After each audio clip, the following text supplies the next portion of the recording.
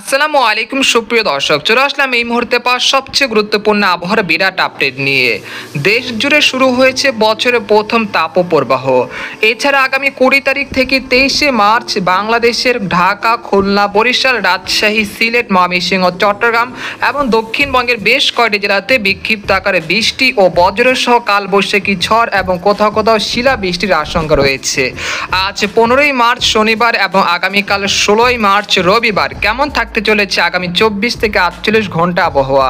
বাংলাদেশ থেকে শুরু করে ভারতের পশ্চিমবঙ্গ, আসাম, মেঘালয় এবং উত্তর থেকে ত্রিপুরা রাজ্যে আগামী 24 থেকে 48 ঘন্টার মধ্যে যেসব জেলাগুলোতে তাপপ্রবাহের আশঙ্কা রয়েছে, এছাড়া কোন কোন জেলাগুলোতে মেঘ বৃষ্টির সম্ভাবনা রয়েছে এবং কবে নাগাদ আসতে পারে এই কালবৈশাখী ঝড়, এই বিষয়ে আরও বিস্তারিত জানতে হলে ভিডিওটি সম্পূর্ণ দেখতে থাকুন। আর আপনি এই খবরটি কোন জেলা থেকে দেখছেন, আপনার জেলার নামটি আমাদের কমেন্ট বক্সে জানিয়ে দিবেন। আর সবার আগে সর্বপ্রথম সঠিক আবহাওয়ার খবর জানতে আমাদের চ্যানেলটিকে সাবস্ক্রাইব করে রাখুন। এবার জেনে নেওয়া যাক এক নজরে। বন্ধুরা, এই পর্যায়ে আমরা সরাসরি উপগ্রহ চিত্রে চলে আসলাম। তো এখান থেকে আপনারা দেখতে পাচ্ছেন যে এই মুহূর্তে দেশের 8 বিভাগের 64 জেলার আবহাওয়া পরিস্থিতি স্বাভাবিক দেখা যাচ্ছে। কোথাও তেমন মেঘলা আকাশ ও বৃষ্টিপাতের সম্ভাবনা দেখা যাচ্ছে না। তবে রাতের দিকে সিলেট বিভাগের বিশেষ করে সুনামগঞ্জ, নেত্রকোনা, তারপর রয়েছে জগন্নাথপুর, জয়ন্তাপুর, কানাইঘাট, তারপর রয়েছে সাতক, বালাগঞ্জ, বারলেখা, মৌলভীবাজার, কোলাউড়া, কামালগঞ্জ, এই অঞ্চলে বেশ কয়েকটি জেলা এবং ভারতের শিলং, আসাম, শিলচর এই অঞ্চলগুলোতে বিক্ষিপ্ত আকারে বৃষ্টি ও বজ্রসহ কালবৈশাখী ঝড় ও শিলাবৃষ্টির আশঙ্কা রয়েছে আজ রাত 10টা থেকে রাত 3টার মধ্যে। এছাড়া এখানে দেখতে পাচ্ছি যে দক্ষিণবঙ্গে এই মুহূর্তে আবহাওয়া পরিস্থিতি স্বাভাবিক রয়েছে এবং গতকালের যে আপডেটে বলেছিলাম যে তাপমাত্রা বাড়বে, সেই মতে কিন্তু আজ সর্বোচ্চ 2 ডিগ্রি সেলসিয়াস পর্যন্ত তাপমাত্রা বেড়েছে। এর ফলে দক্ষিণবঙ্গের বর্ধমান, আরামবাগ, চন্দননগর, কলকাতা, কলাঘাট, খড়গপুর, করলিয়া, তারপর পুরুলিয়া, দুর্গাপুর, সিউড়ি, কাটোয়া, নালিহাটি, মুর্শিদাবাদ, কৃষ্ণনগর, শান্তিপুর, তারপর রয়েছে পূর্ব পশ্চিম মেদিনীপুর, আরামবাগ এই অঞ্চলগুলোর উপর দিয়ে বছরের প্রথম তাপপ্রবাহ শুরু হয়েছে, যেখানে সর্বোচ্চ তাপমাত্রা উঠে গেছে 38 ডিগ্রি সেলসিয়াসের ঘরে। অর্থাৎ এই অঞ্চলগুলোতে তাপপ্রবাহ শুরু হয়েছে।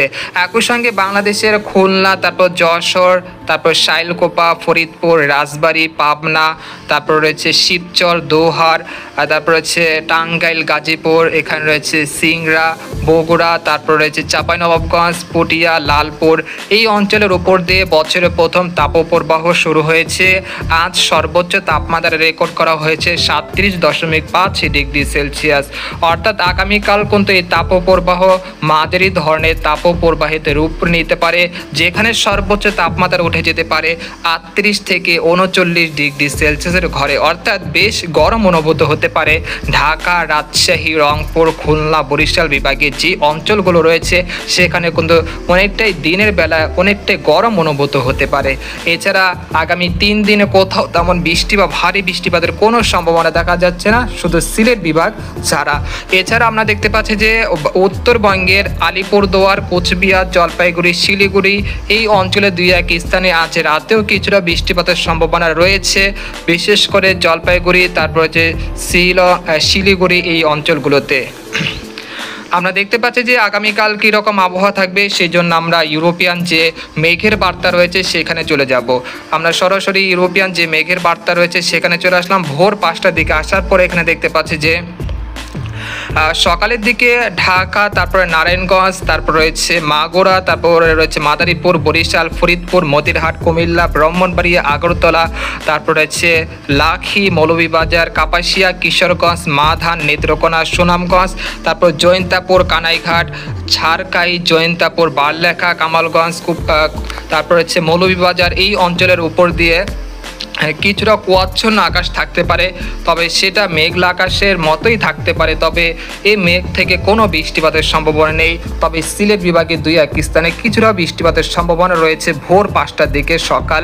আর এদিকে দেখতে পাচ্ছি যে ভারতের ত্রিপুরা রাজ্যের আগরতলা, আমবাসা, উদয়পুরের বেশ কয়েকটি জেলাতে আকাশ কিন্তু আংশিক মেঘলা থেকে মেঘলা থাকতে পারে সকালের দিকে। তবে এই মেঘলা পরিস্থিতি সকাল 10টা পর্যন্ত চলমান থাকতে পারে, তারপর সূর্যের দেখা মিলতে পারে। এছাড়া আমরা দেখতে পাচ্ছি যে চট্টগ্রাম বিভাগের মহেশখালী, টেকনাফ, তারপর হচ্ছে চট্টগ্রাম, হাটহাজারি, রাঙ্গামাটি, মানিকছড়ি, রংধনু, খাগড়াছড়ি, দীঘিনালা এই অঞ্চলের আকাশ কিন্তু সকালের দিকে হালকা থেকে মাঝারি ধরনের ঘন কুয়াশায় আচ্ছন্ন থাকতে পারে, তবে এটা বেলা 11টার দিকে কেটে যেতে পারে ইনশাল্লাহ। এছাড়া আমরা দেখতে পাচ্ছি সকাল থেকে খুলনা, সাতক্ষীরা, শ্যামনগর, লোহাগাড়া, তারপর হচ্ছে চুয়াডাঙ্গা, শাইলকোপা, মেহেরপুর এই অঞ্চলের আকাশ কিন্তু বেশ পরিষ্কার থাকতে পারে, রোদ ঝলমলে আকাশ থাকতে পারে ভোরের দিকেই। এছাড়া আমরা দেখতে পাচ্ছি রাজশাহী, সিংড়া, বগুড়া, মহাদেবপুর, চাঁপাইনবাবগঞ্জ, তারপর পটিয়া, পাবনা, সিরাজগঞ্জ এই অঞ্চলের আকাশ কিন্তু বেশ পরিষ্কার থাকতে পারে ভোর 5টার দিকে। আমরা দেখতে পাচ্ছি যে রংপুর বিভাগের আকাশ কিন্তু সবকটি জেলার আকাশ কিন্তু বেশ পরিষ্কার থাকতে পারে সকালের দিকে। আর কোথাও তেমন মেঘলা আকাশের সম্ভাবনা দেখা যাচ্ছে না, তবে ঢাকা, ময়মনসিংহ, সিলেট, চট্টগ্রাম বিভাগের এই জেলাগুলো বাদে দেশের আর কোথাও মেঘলা আকাশের সম্ভাবনা দেখা যাচ্ছে না রবিবার ভোর 5টার দিকে। আর এইদিকে দেখতে পাচ্ছি দক্ষিণবঙ্গে সকালে থেকে কিন্তু বেশ পরিষ্কার রোদ ঝলমলে আকাশ থাকতে পারে। এরপর আমরা দুপুর 12টার দিকে চলে আসলাম। এখান থেকে আমরা দেখতে পাচ্ছি যে রংপুর, রাজশাহী, ময়মনসিংহ, ঢাকা, খুলনা, বরিশাল, চট্টগ্রাম এবং দক্ষিণবঙ্গের সবকটি জেলার আকাশ কিন্তু দুপুরের দিকে পরিষ্কার রয়েছে, কোথাও তেমন মেঘলা আকাশ ও বৃষ্টিপাতের সম্ভাবনা দেখা যাচ্ছে না। তবে সিলেট বিভাগের জৈন্তাপুর, কানাইঘাট, তারপর হচ্ছে ঝাড়খাই, তারপরে রয়েছে বালাগঞ্জ, কুলাউড়া, মৌলভীবাজার 2-1 স্থানের আকাশ কিছুটা মেঘলা থাকতে পারে, তবে বৃষ্টিপাতের সম্ভাবনা তেমন দেখা যাচ্ছে না দিনের বেলায়।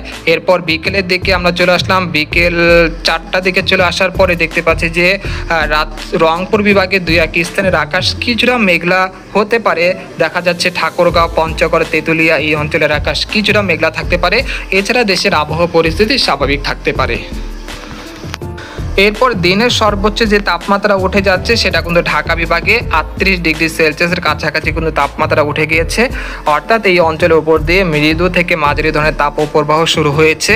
আর এদিকে আমরা দেখতে পাচ্ছি যে কলকাতা, তারপর হচ্ছে খড়গপুর, তারপর হচ্ছে আরামবাগ, চন্দননগর, শান্তিপুর, কাটোয়া, দুর্গাপুর, বানকুরলিয়া, পুরুলিয়া, তারপর হচ্ছে মুর্শিদাবাদ, কৃষ্ণনগর, মালদহ এই অঞ্চলের বেশ কয়েকটি জেলার উপর দিয়ে মৃদু থেকে মাঝারি ধরনের তাপপ্রবাহের আশঙ্কা রয়েছে 16 তারিখ। এরপর 17 তারিখ এরকম পরিস্থিতি চলমান থাকতে পারে। তারপর 19 তারিখ অর্থাৎ 19 তারিখ বুধবার থেকে আবহাওয়ার পরিস্থিতি কিন্তু পরিবর্তন হতে চলেছে। একটি মাত্র বঙ্গোপসাগরে ঘূর্ণাবর্তের কারণে এই আবহাওয়া পরিস্থিতি কিন্তু অনেকটাই পরিবর্তন হতে শুরু করেছে। এরপর বৃহস্পতিবার সকাল থেকে আমরা দেখতে পাচ্ছি যে দেশের আকাশে কিন্তু মেঘের আনাগোনা বৃদ্ধি পেতে শুরু করেছে। বৃহস্পতিবার 20 তারিখ সকাল থেকে দেখতে পাচ্ছি যে আকাশে মেঘের আনাগোনা বৃদ্ধি পেতে শুরু করেছে। এরপর বিকেল ঘনাতেই কিন্তু কালো মেঘে ছেয়ে যেতে পারে দক্ষিণবঙ্গের বেশ কটি জেলা।